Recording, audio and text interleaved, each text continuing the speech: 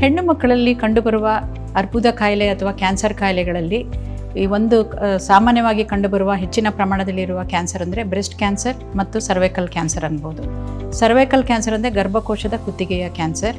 ಈ ಕ್ಯಾನ್ಸರ್ ನಮ್ಮ ದೇಶದಲ್ಲಿ ವರ್ಷಕ್ಕೆ ಸರಾಸರಿ 75,000 ಹೆಣ್ಣು ಮಕ್ಕಳ ಜೀವವನ್ನು ಬಲಿ ತಗೊಳ್ತಾ ಇದೆ. ಈ ಕ್ಯಾನ್ಸರ್ ಬರಲಿಕ್ಕೆ ಒಂದು ಕಾರಣ ಅಂತಂದರೆ HPV ವೈರಸ್.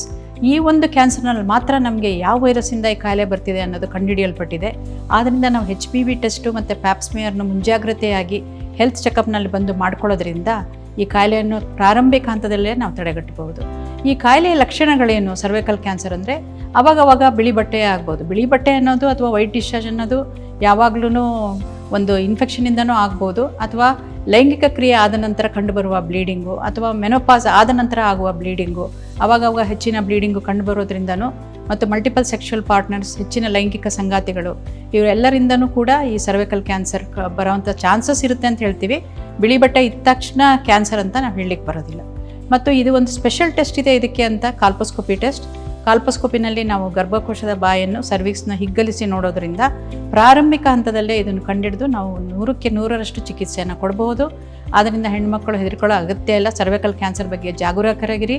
ವ್ಯಾಕ್ಸಿನ್ ಕೂಡ ಇದೆ, ಅದನ್ನು ಕೂಡ ಹಾಕಿಸಿಕೊಳ್ಳಿ ಎಂದು ಹೇಳುತ್ತೇನೆ.